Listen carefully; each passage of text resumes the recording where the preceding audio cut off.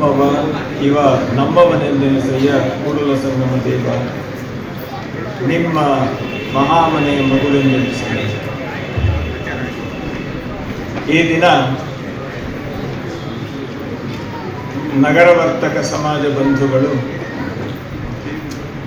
ಒಂದು ವಿಶೇಷವಾಗಿರ್ತಕ್ಕಂಥ ತಮ್ಮಲ್ಲಿ ವಿಕಸನಗೊಂಡ ಒಂದು ಅದ್ಭುತ ಕುಸುಮವನ್ನು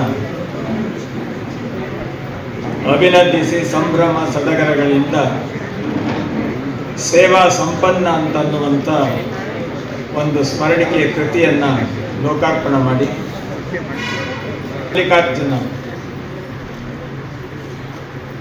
ನಮ್ಮ ಅವ್ವ ಅವರು ಹೇಳೋದು ನಾ ಅಂದರೆ ನಮ್ಮ ಅಂತ ಕರೆಕ್ಟ್.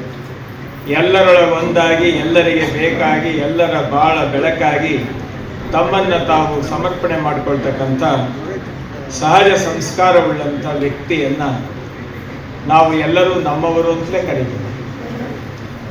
10 ಅಂತ ನೀನು ವಯಸ್ಸಾಯಿತು ಅಂತ ಕೂತ್ಕೊಳ್ಬೇಡ, ಇನ್ನೂ ವೇಗವಾಗಿ ಮುಂದಕ್ಕೆ ಹೋಗು ಅಂತ.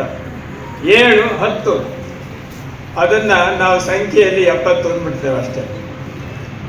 ಈ ಒಂದು ಜೀವನದಲ್ಲಿ ನಮ್ಮ ಸಾಧನೆಯನ್ನು ಹೇಗೆ ಇಟ್ಕೊಳ್ಬೇಕು ಅನ್ನೋದಕ್ಕೆ ಅವರು ಎಲ್ಲರಿಗೆ ಸ್ಫೂರ್ತಿಯಾಗಿದ್ದಾರೆ ಅಂತ ಅನ್ನುವಂಥದ್ದು ನಾವು ನೀವೆಲ್ಲ ಒಪ್ಕೊಂಡಿರ್ತಕ್ಕಂಥ ಒಂದು ವಿಚಾರ. ಈ ಲೆಕ್ಕದಲ್ಲಿ ನಾನು ಆಗಾಗ್ಗೆ ಹೇಳ್ತಾ ಇರ್ತೇನೆ,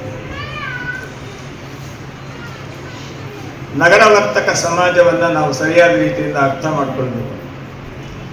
ನಾವು ನಗರ್ತರು ಅದನ್ನು ಸರಿಯಾಗಿ ಹೇಳಿದ್ರೆ ನಗತರು ಏನು ಆ ರೀತಿಯ ಶಬ್ದದ ಅರ್ಥವೇ ಗೊತ್ತಿಲ್ಲ.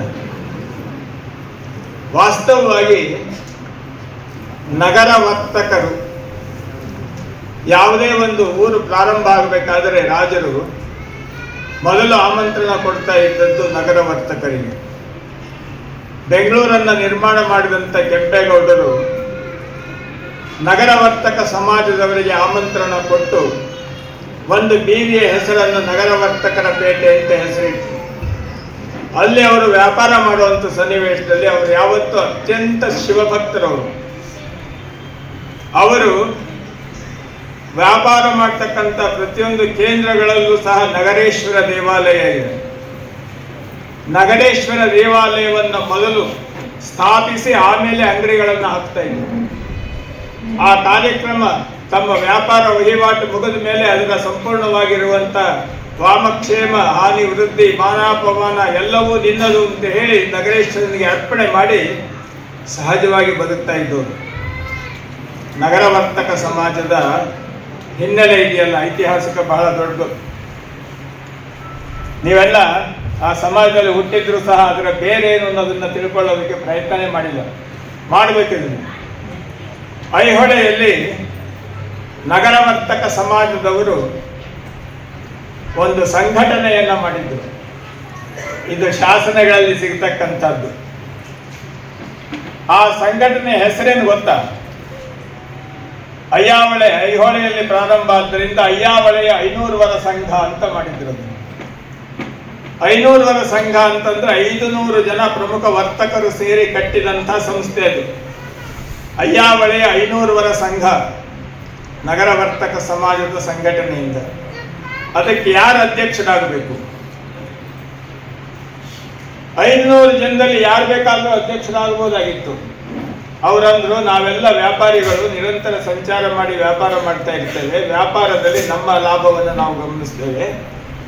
ಆದರೆ ಸಮಾಜದ ಈ ಸಂಘಟನೆಯ ಅಧ್ಯಕ್ಷನಾಗಿ ನಾನು ವ್ಯಾಪಾರ ಮಾಡ್ತಿರುವವನು ವಹಿಸ್ಕೊಂಡ್ರೆ ಅದರ ಪ್ರಭಾವವನ್ನು ವೈಯಕ್ತಿಕವಾಗಿ ಬಳಸಿಕೊಂಡ ಅಂತ ಅನ್ನುವಂಥ ಅಪಖ್ಯಾತಿಗೆ ಪಾತ್ರ ಆಗಬೇಕಾಗ್ತದೆ ಅಂತ ಹೇಳಿ 500 ಜನ ತೀರ್ಮಾನ ಮಾಡಿ ಒಬ್ಬ ಸನ್ಯಾಸಿಯನ್ನ ಅಯ್ಯಾವಳೆಯ 500 ವರ ಸಂಘದ ಅಧ್ಯಕ್ಷನನ್ನಾಗಿ ಮಾಡಿದ್ರು. ಇದನ್ನ ಗಮನಿಸ್ಕೊಳ್ಳಿ ನೀವು. ಎಷ್ಟು ಅಂತರಂಗ ಬಹಿರಂಗವನ್ನು ಹೇಗೆ ಶುದ್ಧವಾಗಿ ಇಟ್ಟುಕೊಂಡಿರ್ತಕ್ಕಂಥ, ಖಚಿತವಾಗಿರ್ತಕ್ಕಂಥ ನ್ಯಾಯನಿಷ್ಠತೆ, ದಾಕ್ಷಿಣ್ಯ ಪರನಲ್ಲದ ಜೀವನ ಪದ್ಧತಿ ಹೇಗಿತ್ತು ನಗರವರ್ತಕರದು, ಇದನ್ನು ಗಮನಿಸ್ಕೊಳ್ಳಿ. ನಗರವರ್ತಕ ಅಂತ ಅನ್ನುವಂಥ ಮಾತು ಬಹಳ ಉದ್ದಾಯಿತು ಅಂತೇಳಿ ನಗರ್ತರು ಅಂತ ಶುರು ಮಾಡಿದ್ರು. ನೋಡಿ, ಬಂಗಾಳದಲ್ಲಿ ಅತ್ಯಂತ ಪ್ರಮುಖವಾಗಿರ್ತಕ್ಕಂಥ ಎಲ್ಲರ ಗೌರವಕ್ಕೆ ಪಾತ್ರವಾಗಿರ್ತಕ್ಕಂಥ ವಿದ್ವಾಂಸನನ್ನ ಬಂದೋಪಾಧ್ಯಾಯ ಅಂತ ಕರೀತಾ ಇದ್ರು. ಒಂದು ಸಂಸ್ಥೆಯ ವಿದ್ಯಾಸಂಸ್ಥೆ ಯಜಮಾನಿಯಾಗಿದ್ದವನನ್ನ, ಇದು ಪ್ರಿನ್ಸಿಪಾಲ್ ತರ ಇದ್ದವನನ್ನ ಮುಖ್ಯೋಪಾಧ್ಯಾಯ ಅಂತ ಕರೀತಾ ಇದ್ರು. ಒಂದು ಸಬ್ಜೆಕ್ಟ್ ನಲ್ಲಿ ಹೆಚ್ಚು ಪರಿಪೂರ್ಣನಾಗಿದ್ದವನನ್ನ ಚಟ್ಟೋಪಾಧ್ಯಾಯ ಅಂತ ಕರೀತಾ ಇದ್ರು. ಚಟ್ಟೋಪಾಧ್ಯಾಯ, ಬಂದೋಪಾಧ್ಯಾಯ, ಮುಖ್ಯೋಪಾಧ್ಯಾಯ ಇವೆಲ್ಲ ಬ್ರಿಟಿಷ್ನವರು ಬಾಯಿಗೆ ಸೇರಿಕೊಂಡು ಇದನ್ನೆಲ್ಲ ಹೇಳಲಿಕ್ಕೆ ಬರಲಿಲ್ಲ. ಮುಖ್ಯೋಪಾಧ್ಯಾಯನ ಮುಖರ್ಜಿ ಎಂದ್ರು, ಚಟ್ಟೋಪಾಧ್ಯಾಯನ ಚಟರ್ಜಿ ಎಂದ್ರು, ಬಂದೋಪಾಧ್ಯಾಯನ ಬ್ಯಾನರ್ಜಿ ಎಂದ್ರು. ನಾವು ಜನ ಏನ್ ಮಾಡ್ಕೊಂಡ್ರೆ ಬ್ರಿಟಿಷ್ನವರು ನಮ್ಮನ್ನ ಬ್ಯಾನರ್ಜಿ ಅಂತ ಕರೆದಿದ್ದಾರೆ ಅಂತ ಅದು ನಮ್ಮ ಗೌರವ ಅಂತ ಹೇಳಿ ನಾವು ಬ್ಯಾನರ್ಜಿ, ಮುಖರ್ಜಿ, ಚಟರ್ಜಿ ಅಂತ ಕಳ್ಕೊಂಡು ನಮ್ಮ ವ್ಯಕ್ತಿತ್ವದ ಇತಿಹಾಸದ ಆಳವನ್ನೇ ಎಲ್ಲ ಸಂಪೂರ್ಣವಾಗಿ ಸತ್ಯಾನಾಶ ಮಾಡಿಬಿಟ್ವಿ ನಾವು. ಇದಿಷ್ಟೇ ಅಲ್ಲ, ಈ ತರ ಬದಲಾವಣೆಗಳನ್ನು ಹೇಳ್ತಾ ಹೋದ್ರೆ ಬಹಳ ವಿಶೇಷ ಇದೆ. ಈ ನಾಡಿನಲ್ಲಿ ರಾಜರ ಬಳಿ ರಾಜ್ಯ ರಕ್ಷಣೆ ಸೈನಿಕರ ಹೊರೆಯನ್ನ ಹೊತ್ತಂತವರು, ಪ್ರಮುಖವಾಗಿ ಇತಿಹಾಸದಿಂದ ಬಂದಂತವರು ತ್ರಿಕುಲದವರು. ಒಂದು ಶಂಭುಕುಲ, ಒಂದು ವನ್ಹಿ ಕುಲ, ಇನ್ನೊಂದು ಅಗ್ನಿಕುಲ. ಇವರು 3 ಜನ ಅಂದ್ರೆ ಇವು ಸಬ್ ಕ್ಯಾಸ್ಟ್ಗಳು. ಇವು ಕ್ಷತ್ರಿಯರಲ್ಲಿ 3 ಭಾಗಗಳು. ಈ 3 ಒಟ್ಟು ಸೇರಿ ತ್ರಿಕುಲ ಕ್ಷತ್ರಿಯರು ಅಂತ ಕರೀತಾ ಇದ್ರು. ಅದು ಆಡು ಮಾತಿಗೆ ಸಿಕ್ಕಾಕೊಂಡು ತಿಗಳರಾಗೋಯ್ತು. ಇತಿಹಾಸವನ್ನು ನಾವು ಸರಿಯಾದ ರೀತಿಯಿಂದ ಗಮನಿಸಿಕೊಂಡು ನಮ್ಮ ಹಿರಿಯರು ಬಾಳಿ ಬದುಕಿದಂತ ಎತ್ತರ ಇದೆಯಲ್ಲ, ಅದಕ್ಕೆ ನೀವೇನು ಕಡಿಮೆ ಇಲ್ಲ. ಆ ಎತ್ತರವನ್ನ ಸಾಧಿಸಲಿಕ್ಕೆ ಎಲ್ಲ ಸತ್ವ, ಸಂಸ್ಕೃತಿ, ಸಂಸ್ಕಾರ ಎಲ್ಲ ನಿಮ್ಮಲ್ಲಿದೆ. ನಾವಿವತ್ತು ನಗರ್ತರು ಅಂತ ಯಾಕೆ ಕೂತ್ಕೊಳ್ಬೇಕು? ನಗರ ವರ್ತಕರು ಅಂತ ಹೇಳಿ ನಗರ ವರ್ತಕ ಅಂತ ಹಾಕಿ, ನಗರ ವರ್ತಕ ಸಮಾಜ ಬ್ರಾಕೆಟ್ ನಲ್ಲಿ ನಗರ್ತ ಅಂತ ಹಾಕಿ, ಯಾಕೆಂದ್ರೆ ಜನರಿಗೆ ಅರ್ಥವಾಗುತ್ತೆ. ಯಾವತ್ತೂ ನಮ್ಮ ಹಿರಿಯರು ಬಾಳಿ ಬದುಕಿದಂತ ವ್ಯವಸ್ಥೆ ಇದೆಯಲ್ಲ, ಅದು ಜೀವನದಲ್ಲಿ ರಕ್ತಗತವಾಗಿ ನಮಗೆ ಸಹಜವಾಗಿ ಬಂದಿರ್ತದೆ. ಮಲ್ಲಿಕಾರ್ಜುನನ ಸಾಧನೆಯನ್ನು ನೀವು ಗೌರವಿಸಿದ್ದೀರಲ್ಲ, ಅದು ನಗರ ವರ್ತಕರ ಗುಣಗಳನ್ನು ಗಮನಿಸ್ತಕ್ಕಂಥ ಮೂಲ ಸಂಸ್ಕಾರದ ಒಂದು ಕೃತಿ ಅಂತ ನಾನು ಭಾವಿಸ್ತೇನೆ.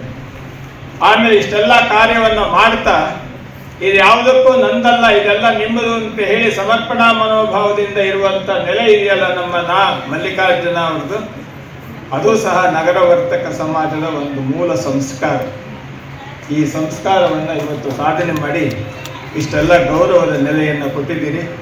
ಬಹಳ ಸಂತೋಷ. ಇದರಿಂದ ಏನಾಗುತ್ತೆ ಅಂತಂದ್ರೆ ನಮ್ಮ ಮುಂದಿನ ಯುವಕರಿಗೆ ನಾವು ಇದಕ್ಕೆ ಡಬಲ್ ಆಗಿ ಮುಂದುವರಿಬೇಕು, ಇನ್ನು ಹೆಚ್ಚಾಗಬೇಕು ಅಂತ ಒಂದು ಆಸಕ್ತಿ ಬರ್ತದೆ.